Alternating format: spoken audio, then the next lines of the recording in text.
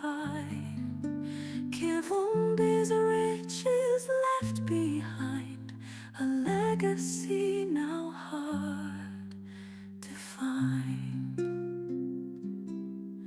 My own son walks the dusty road with dreams that carry heavy load.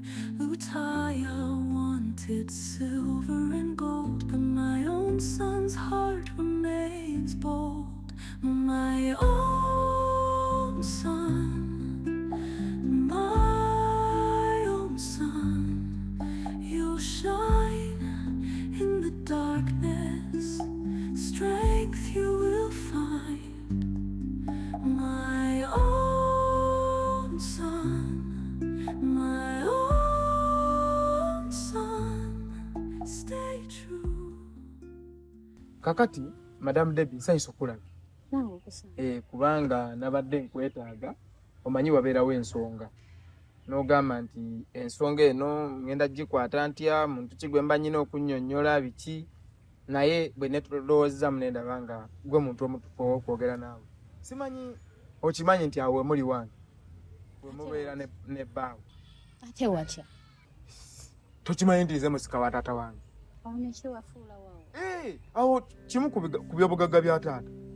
Nze musika wa Kivumbi era awo we muli wange. Naye bwe nasazeewo ne ŋŋamba nti tuyina nyina bye nnyina okwogera naawe. Omanyi kakyala ka Musa kano Kanisha, nakalaba ng'omumwa gwako gufaanana olugambo. Kalina nnyo obuwoloolo, kayinza okukolamu olugambo. Ne ŋŋamba gwe muntu gwe nnyina okwogera naye. Ate ekiseera kigenda tutuuka mwawo bonna ezo emmombo ze ne Musa mbagobewo. Kati gwe bw'otosheyalinga bino bye nkugamba, gw'ogenda sigala awo. Ate bw'otabisheyalingako na muntu yenna, ogenda kuba gw'ofunamu nze. Okitegedde? So kati kirina kubeera wakati wange nze naani babiri ffekka. So mu mbeera eyo siikulwiseeyo, sagala ate kugamba tuluddewo tonna ŋŋamba kiki. Ekyamazima bwe nakutunuulira okuva ku mutwe paka ku kagere, nga ye gwe omukazi Layani gwe nsobola obeera naye, nempulira nga weekanga, nempulira nga nze sirina kimbulaku.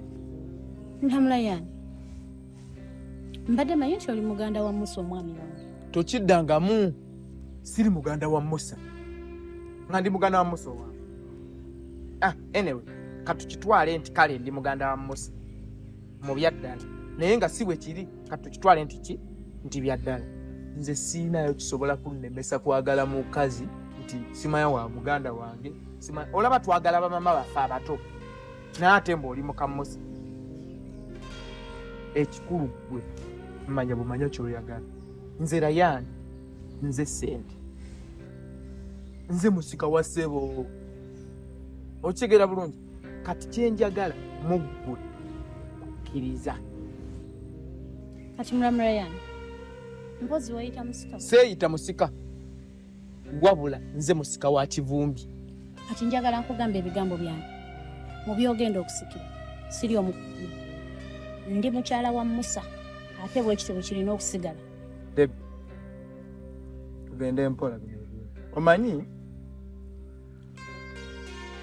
ffe ekitukoza si kwogera nnyo, omugagga taba na bigambo bingi, tubeerako ebitwogerera. Naye nga bwe wazze n'ondaba, sobola kugira budde bwo, of course oba olina gy'ovudde okozese ka transport ko, naye tekirina buzibu. Tunaagamba ki?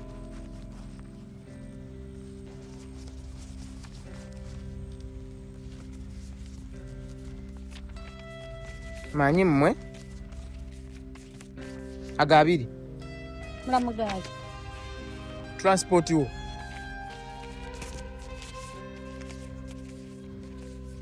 ejana mu 5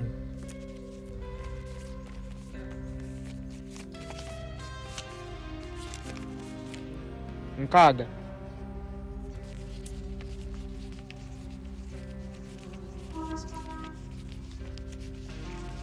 awo kakadde okitegedde ze bayite ki essente ate gwe nkukakasa oba kukkiriza bino bye nkugamba ssente obadde ogenda tuula mu ntuule nze ssente neyanza nnyo muula naye ekirowoozo kyange kyenkugambye njagala okirowoozeeko kikubeere muki mu bwongo ogenda kirowoozaako ngenda kirowoozaako weesirikire zino za kirowoozaako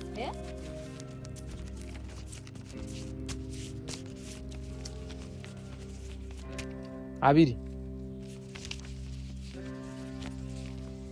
ataano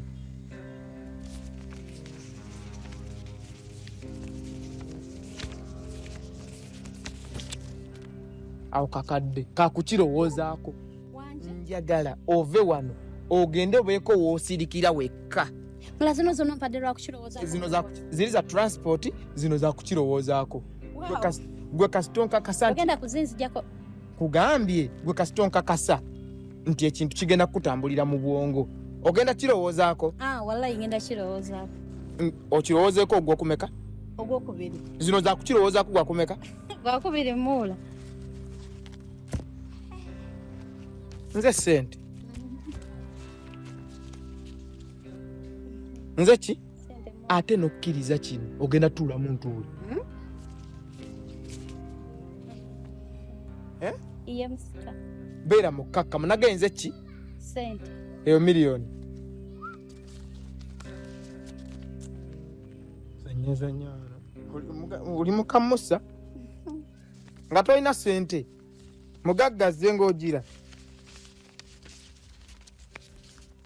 naako kakadobo obubiri bwakukirowoozaako gwakubiri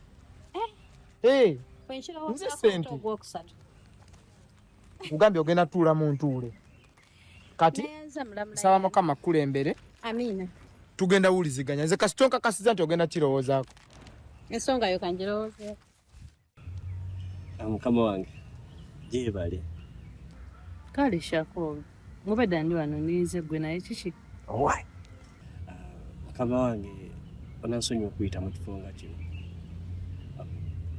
bwe nali wali ompa omulimu olina omulimu ogwe wampeerako gwensuubira nti ngukoze bulungi naye ate ng'amazima ekiro mukama wange ngenda nenkutunuulira ng'olinnya amadaala nendaba omukazi ayimiridde gwempulira nti yalisaanyu kubeera owange amazima gali nti bali bwe wampa si levo zange gwe levo yange etuufu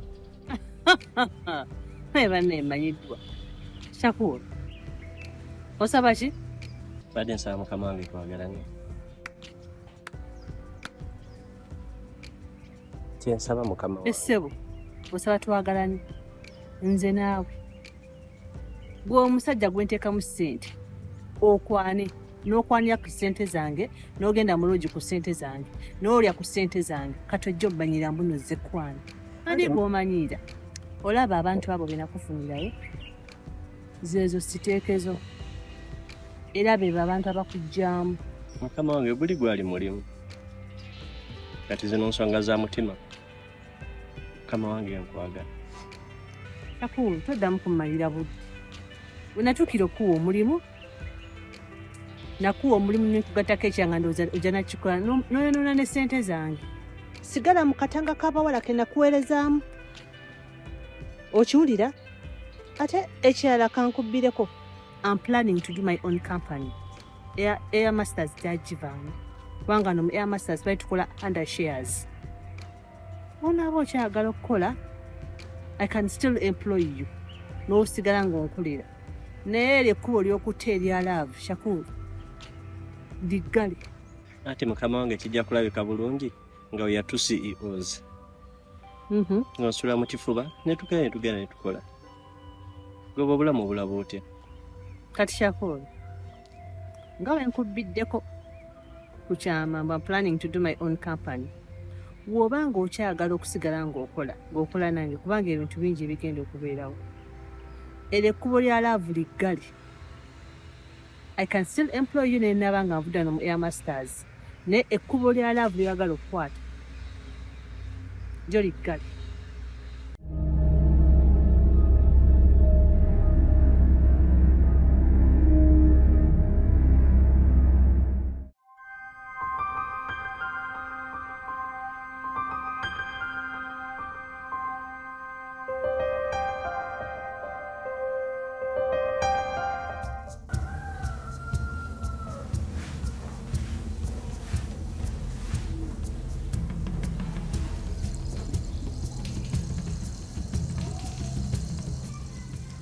Oli bulungi?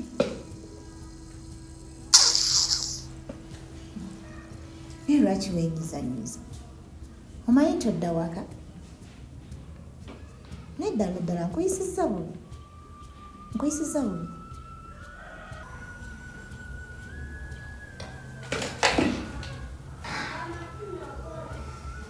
Kyemwadde nsaba ogenda. Njagala ozijjukire nti mu butuufu gye nnali nasangayo panisha yampisa bulungi. Owulidde? Naye ddala mbadde nkuyisa bubi nga nkuwa saavisi ennungi nno. Nena lwaki onyiiga?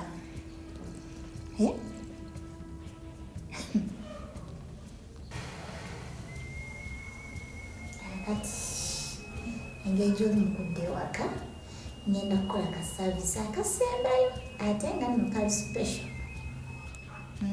Ojja kunyumirwa. Mukazi ku kiki?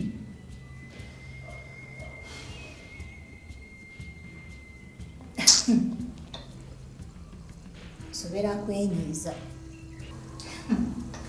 Kanambe nno sikana ajja kujja ku miguwa kuwa akasembayo.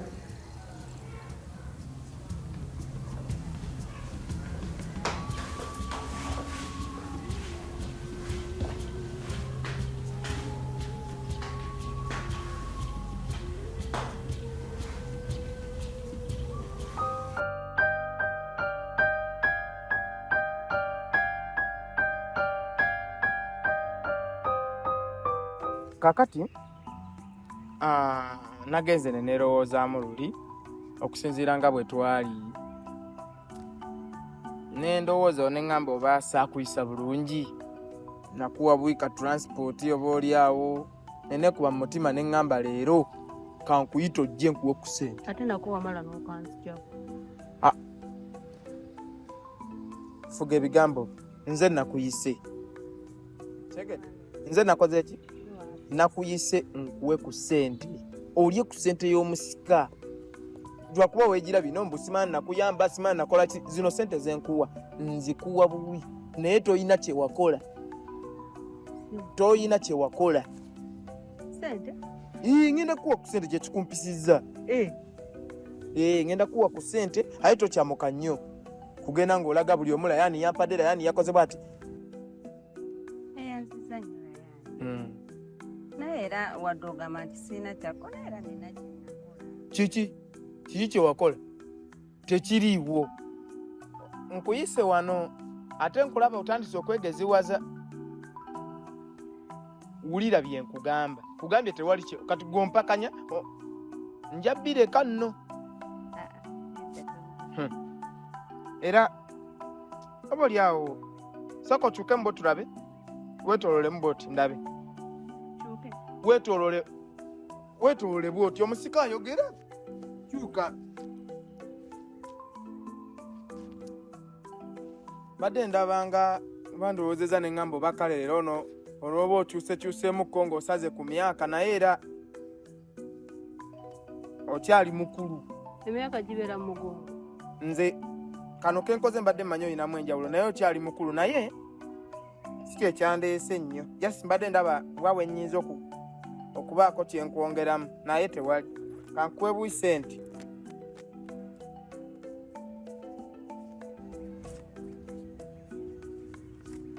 Kiki? Ojja kunkyankalanya mbireke.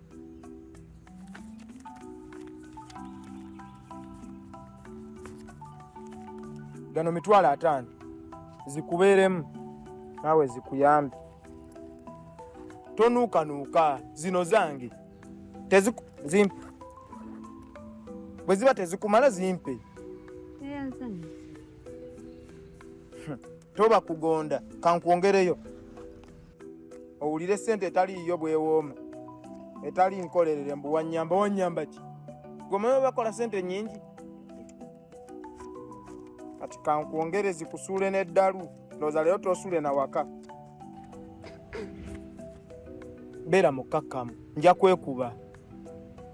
Abagagga tuba na njogera. Nakuyamba ki magezi ki kwata. Ezo milioni 2 zikubeere mugenda weekubeko enfuufu. Neera yaani. Kwezo ssente zonna zizo kati na zino zimpe. Zizo ziteeke nno mu nsawo. Abayaaye bangi ate sikunda bisambula yaani yampadde.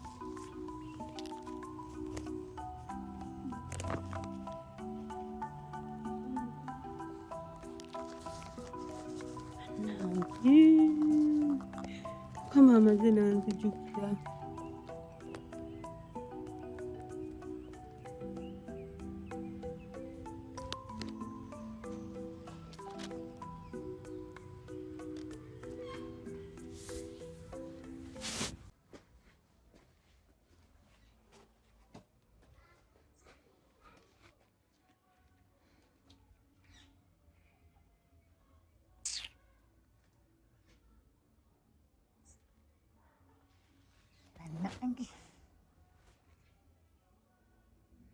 Hello.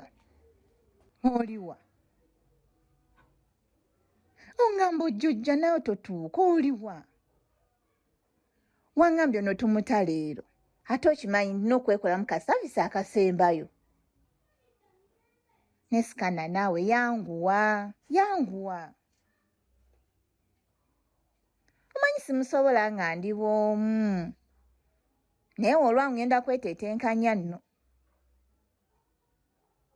Anti byanguwako. Gwe ebintu byo naawe. Kale.